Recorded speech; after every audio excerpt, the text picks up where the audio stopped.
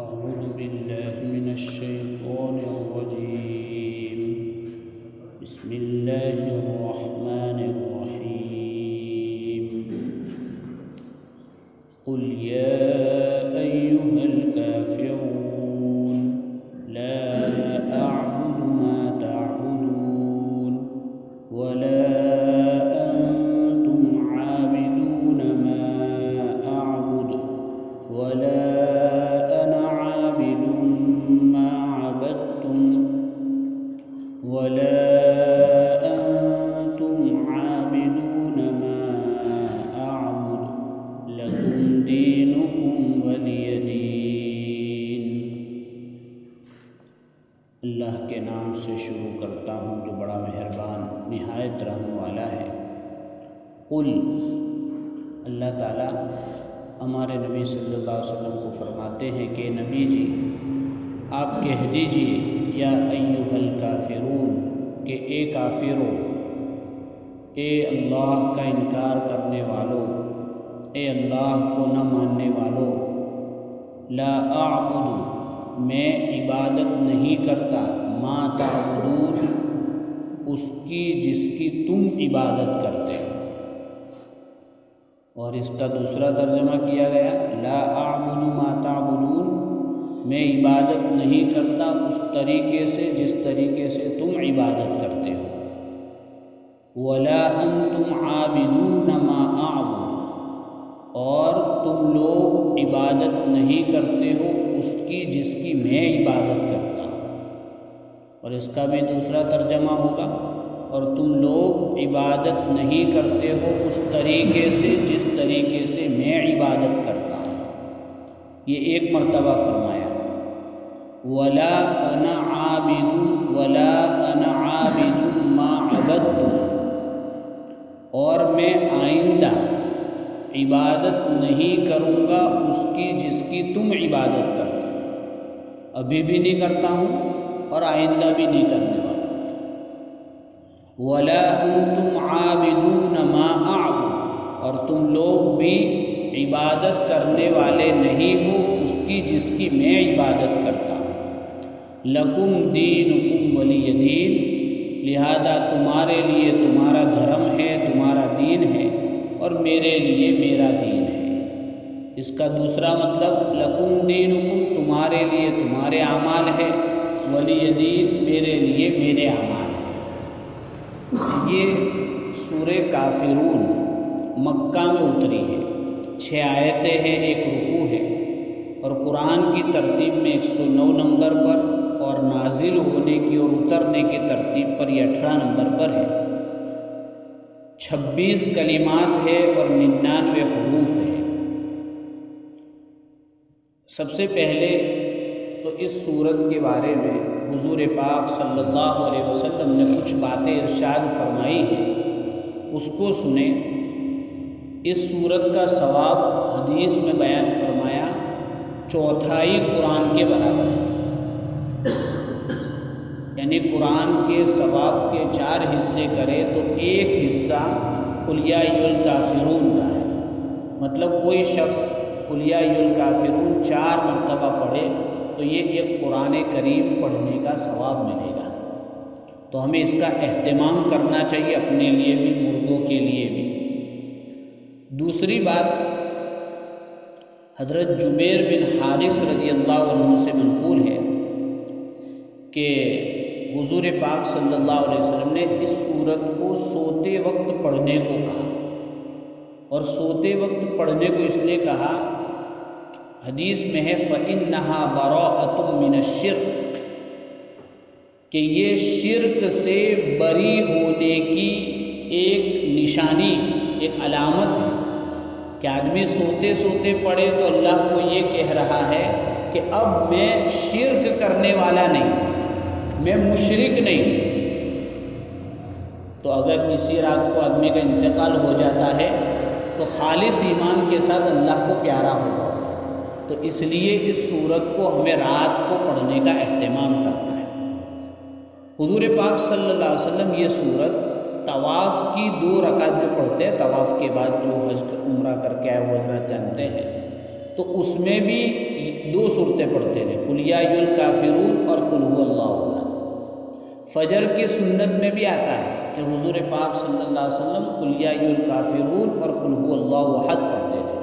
اور مغرب کی سنت کے بارے میں بھی آتا ہے کہ اللہ تعالیٰ، اللہ کے رسول صلی اللہ علیہ وسلم قل یا ایھا الکافرون اور قل ھو اللہ احد پڑھتے تھے۔ سوچنے کا موقع ہے کہ طواف کس کا ہوتا ہے؟ بیت اللہ کا، اور اس کے بعد نماز پڑھی جا رہی ہے تو اس میں یہ 2 صورت پڑھوائی ہے۔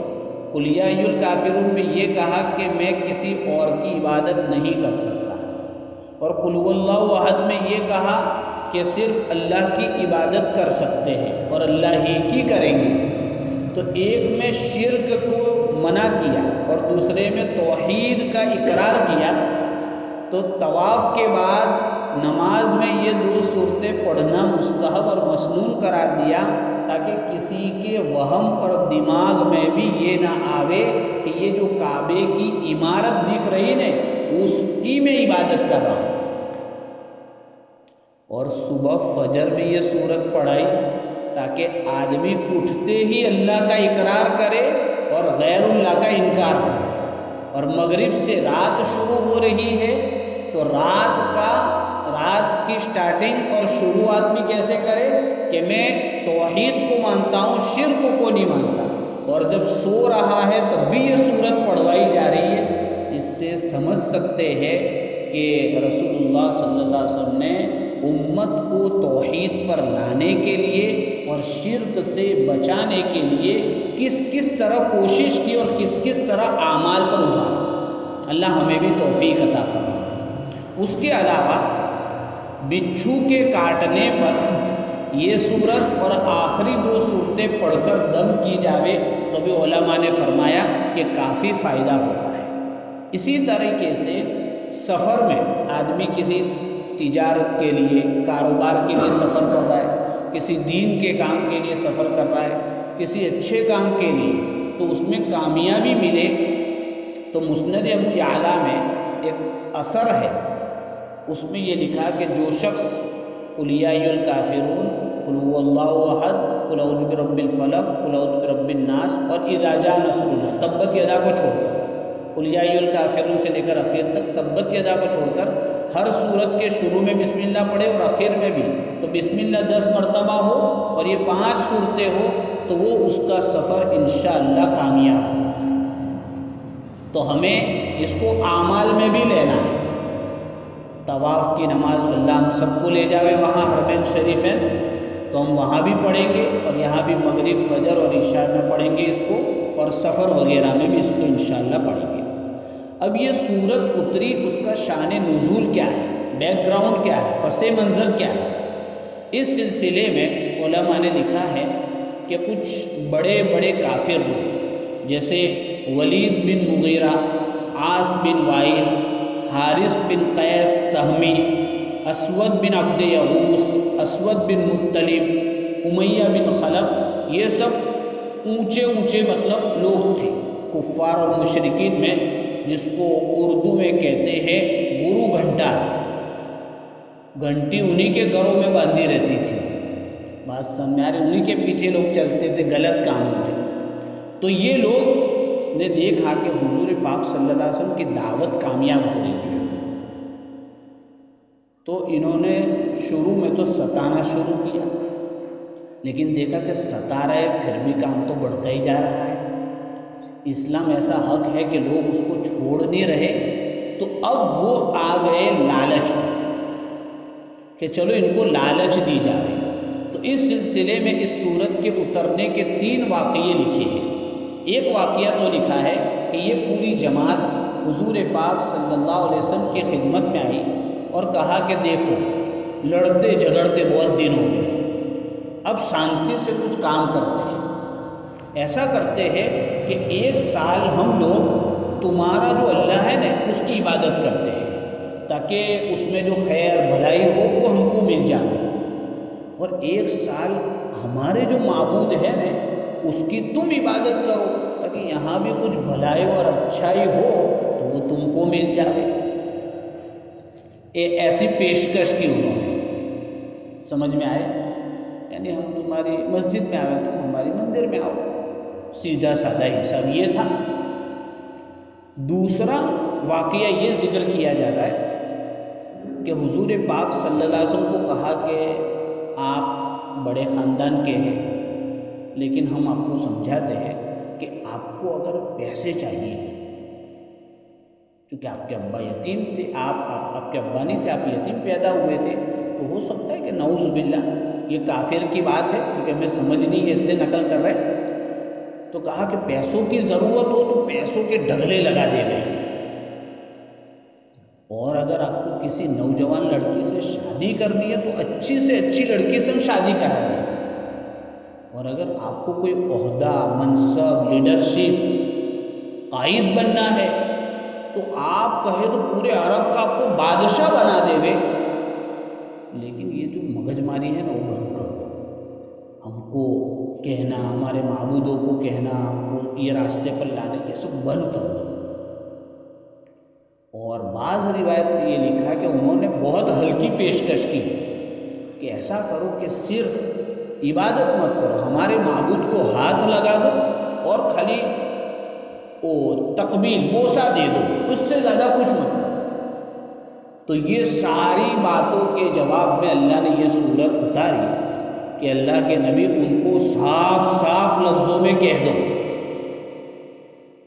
قل یا ایھا الکافرون، اے کافروں۔ دیکھو اس وقت کے کافر بہت ڈینجر تھے اور آج سے بھی زیادہ کٹر تھے، لیکن ان کو کیا کہا گیا؟ یا ایھا الکافرون، تو یہ کوئی گالی نہیں۔ آج کل یہ سوشل میڈیا پر ہوا اڑایا جاتا ہے کہ بھئی کافر بولنا ایک گالی ہے، سمجھ میں آ رہی؟ کافر بولنا ایک گالی نہیں ہے، کافر کا مطلب عربی میں ہوتا ہے انکار کرنا۔ اگر کوئی مسلمان اگر نعوذ باللہ مرتد ہو جائے تو اس کو بھی کافر کہیں گے، اور وہ لوگ اپنے دھرم کے اعتبار سے وہ اپنے دھرم کو سچا سمجھتے تو ہمیں کافر کہہ سکتے ہیں۔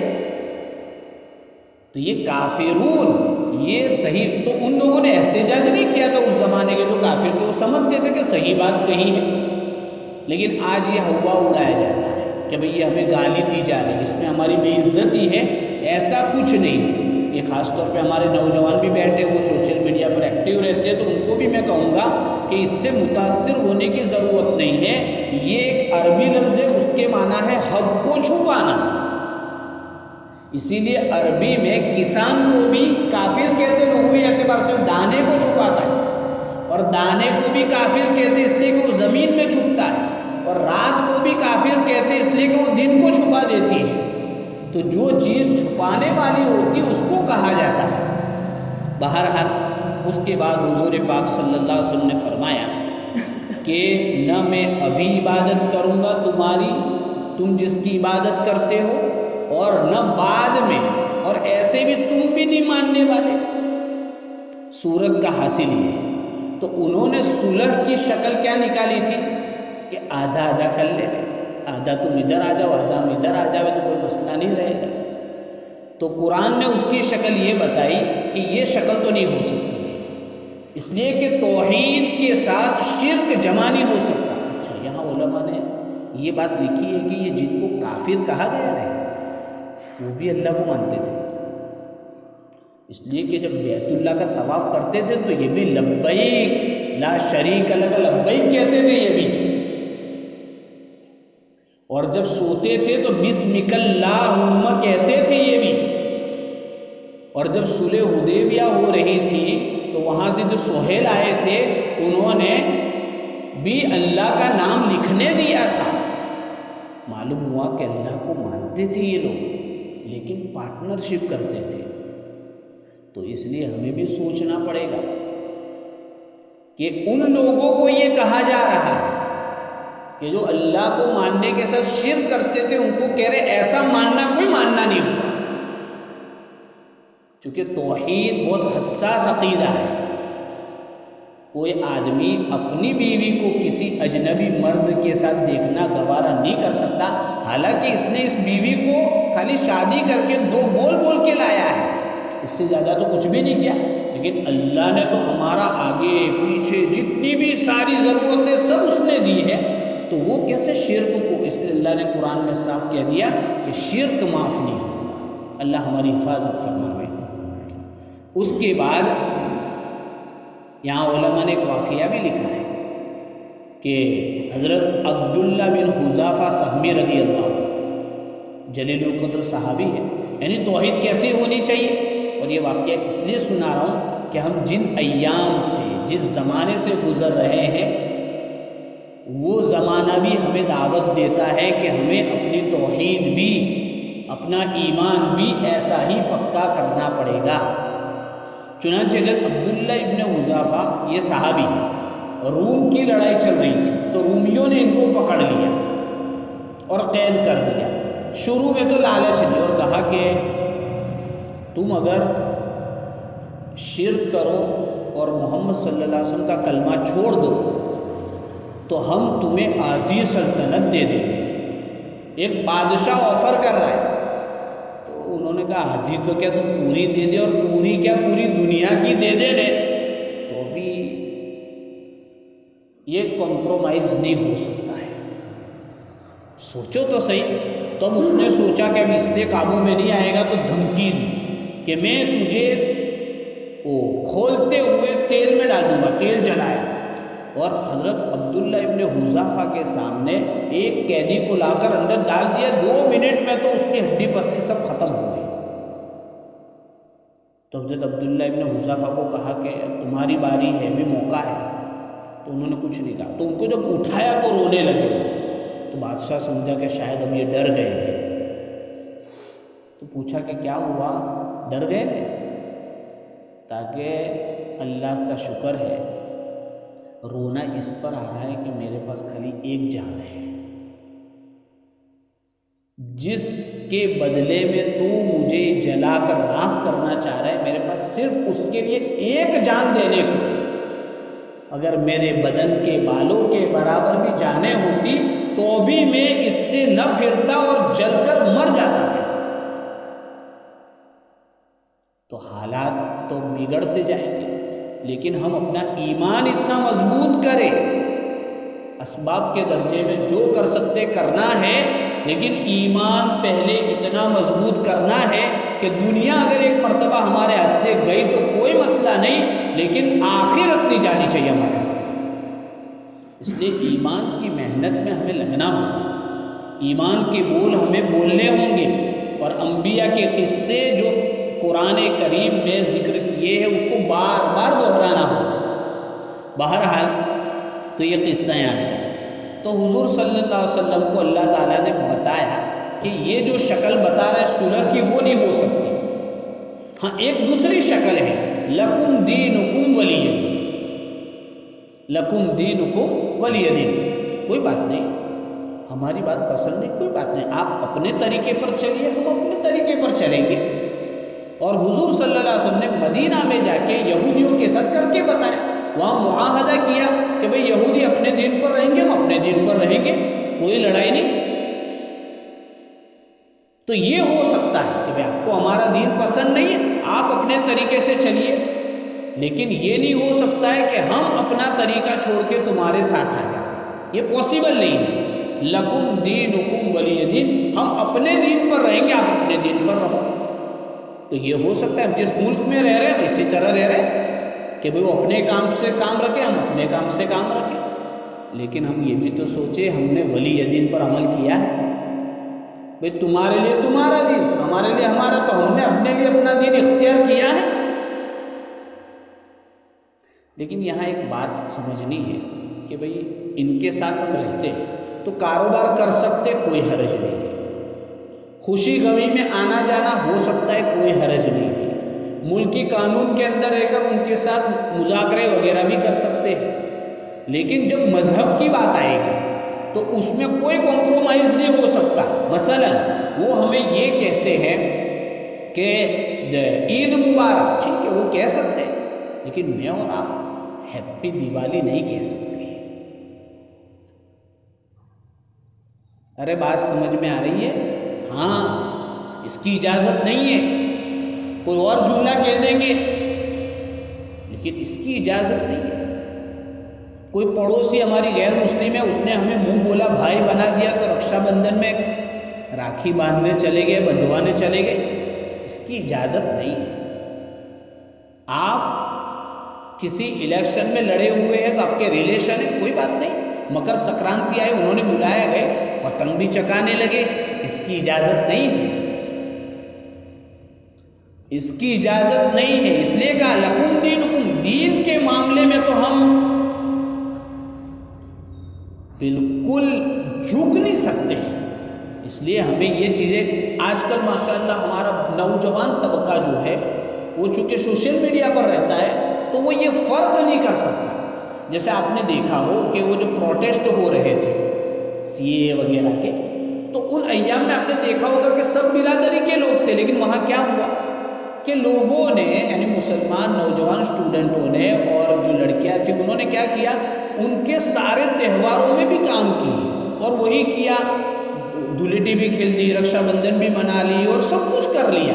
اس کی اجازت نہیں ہے، یعنی رواداری ضروری ہے، رواداری ضروری ہے کہ ہم ان کے ساتھ حسن سلوک کریں، ان کی مدد کریں، کوئی حالات آئے تو ان کا تعاون کریں، سب ہے ہمارے اسلام میں، بھوک لگی کھلاوے، غریب ہے اس کو جاب میں لگاوے، سب کر سکتے ہیں، لیکن مذہب کا معاملہ آئے گا تو ہم وہاں نہیں جھک سکتے ہیں۔ آج کے نوجوانوں کو خصوصاً اور جو ہمارے اسٹوڈنٹ جو طبقہ ہے اس کو یہ سمجھانا بہت ضروری ہے، ورنہ وہ کیا ہے کہ مذہب ایک پرائیویٹ چیز ہے، پرائیویٹ ہے، لیکن آدمی کو، چونکہ ہمارا اسلام ایسا ہے کہ اس کے اندر پوری بات ہے، 24 گھنٹے کی پوری بات ہے، تو اسے ہمیں اپنانا ہوگا اس کے ساتھ۔ اب آخری بات یہ ہے کہ اسلام میں صرف اللہ کی عبادت کرنا یہ کافی نہیں، بلکہ یہ کہنا بھی ضروری کہ ہم غیر کی عبادت نہیں کریں گے، یہاں دونوں کہلوایا گیا، ہم صرف عبادت اللہ کی کریں گے، غیر کی نہیں کر سکتے، کسی بھی شکل میں نہیں کر سکتے۔ اس لیے ہمیں بہت چوکنا رہنا ہوگا۔ ہمارے بچے بڑی بڑی اسکولوں میں جاتے ہیں، ان کو کرسچینٹی، عیسائیت، اور یہ ابھی تو آپ کو معلوم ہوگا کہ 1 جنوری سے 7 جنوری تک سوریہ نمسکار اور اس کا باقاعدہ ایک پروجیکٹ تیار کیا گیا ہے، تو ہمیں اپنے بچوں کو بتانا پڑے گا کہ بھئی یہ چیز کیا ہے۔ اس کے لیے ہمیں دینی مذاکروں میں خود آنا پڑے گا، بچوں کو علماء کی صحبت میں بٹھانا ہوگا، اور اس پر جو بیانات ہیں وہ سنوانے پڑیں گے، اور توحید مضبوط کروانی پڑے گی، تو ہی کچھ کام ہوگا۔ ہم اپنے بچوں کو یہ چیزیں سکھائیں۔ جب بچے بڑے ہوتے ہیں دھیرے دھیرے پورا ہوش ہو جاتا ہے، وہ دین کے تعلق سے ابا نماز پڑھنے جا رہے تو جا رہے ہیں، بس اتنا ہی ہوتا ہے، باقی اندر کچھ نہیں ہوتا۔ اب تھوڑی سی لالچ یا تھوڑی سی جاب کا مسئلہ ہے تو مرتد ہو جاتا ہے، کوئی لڑکی اچھی ملی تو اس کے لیے مرتد ہو جاتا ہے، کسی لڑکی کو کوئی لڑکا اچھا ملا تو لڑکی مرتد ہو جاتی ہے۔ یہ کیا ہوا؟ تاکہ 10-12 سال کی اسکول اور کالج کی محنت میں مائنڈ واش کیا گیا، اور گھر میں اس کے تعلق سے کوئی محنت نہیں ہوئی تو کیا ہوگا؟ پھر ہم کچھ واقعہ پیش آتا ہے پریشان ہوتے، لیکن پہلے سے ہمیں کہا جا رہا ہے کہ بھئی گھر میں تعلیم شروع کرو، ہمارے پاس 5 منٹ نہیں اس کے لیے۔ ہفتے کی تعلیم مستورات کی ہوتی ہے، ہم اپنی مستورات کو آدھا گھنٹہ بھیجنے کے لیے تیار نہیں، ہم اپنی ہالیڈیز میں 3 دن لگانے کو تیار نہیں، ہالیڈیز کے دن گش ہے اس میں بیٹھنے کو تیار نہیں۔ آج مسلمان خود بھی پڑھتا نہیں، اپنی اولاد کو بھی دین نہیں پڑھاتا، تو اس لیے ہمیں ان لائن سے بھی بیدار رہنے کی ضرورت ہے۔